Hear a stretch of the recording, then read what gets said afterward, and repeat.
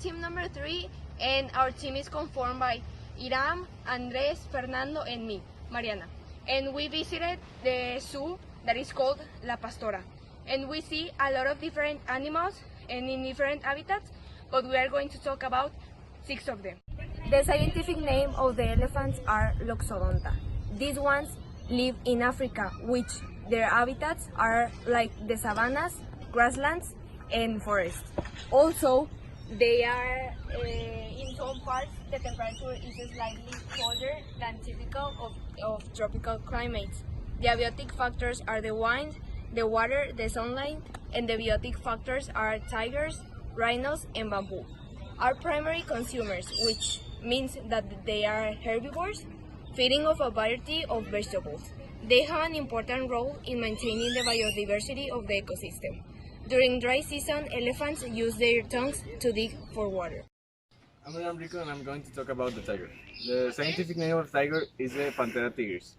Tigers are mainly found in rainforest and savannas.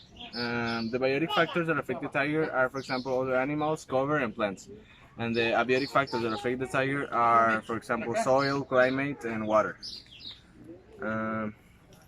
Their position in the food chain. They are considered carnivores, and they are tertiary consumers and primary predators. They act as a control mechanism for herbivores consumers to control the amount of vegetation. They play an important role in many ecosystems since they prey herbivores and ensure the plants and vegetation ain't great from extinction. I'm Enrico and I'm going to talk about the giraffe. Its scientific name is Giraffa. It habits mainly in the rainforest and savanna.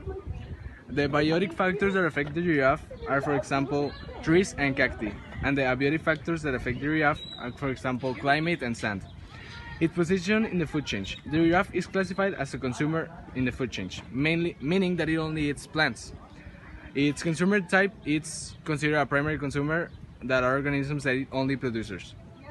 The importance of the giraffes in the food chain is that they help in the transfer of energy within an ecosystem, without which an ecosystem can lose its balance and collapse. Okay, these are the zebras, and its scientific name is the Equus burchelli.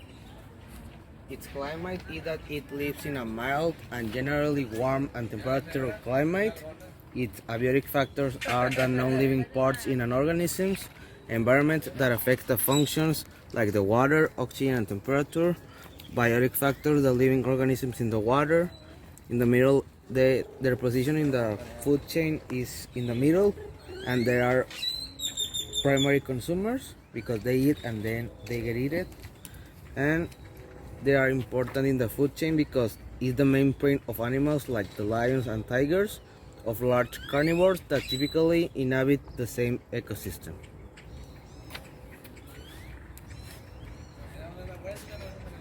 As you can see, this is a crocodile. Its scientific name is Noah the crocodilinae. Its climate is that it lives in a fresh water, as you can see right there, like a pool, and brackish or slightly salty environments. Its abiotic factors are the tropical and subtropical heat, water bodies such as lakes, rivers, sandy areas to lay eggs.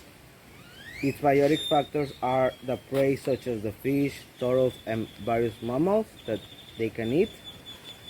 Its position in the food chain, they are in the very top, and it's a predator, so it eats whatever it moves around it, and it helps to keep the balance in the complex web of life in freshwater ecosystems. That's why it's very important in the food chain.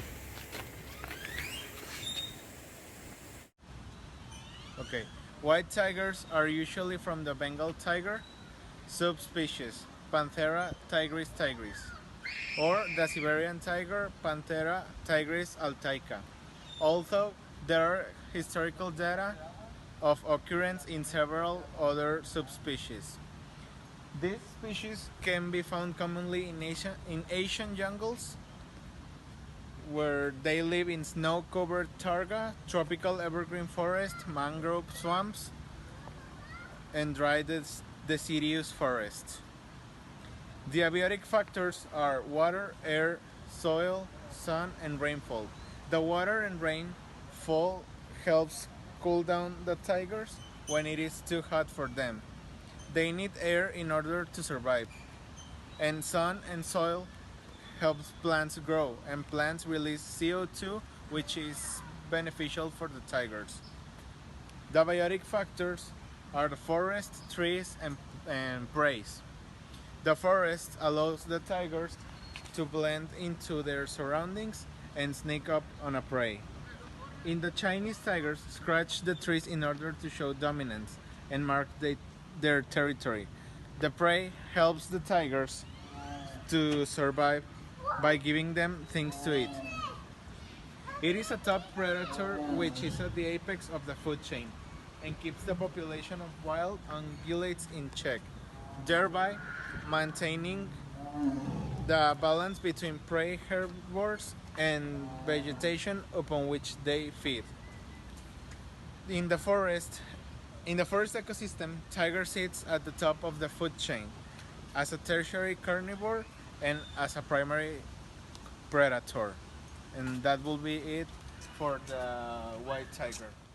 And to conclude in this video, what we learned was about the climate of 6 different animals, that the climate is important to know where does it lives, the abiotic and abiotic factors, that the abiotic factor is the chemical and physical factors of the environment that affect the ecosystem, and the biotic factors are the ones that a living component in an ecosystem.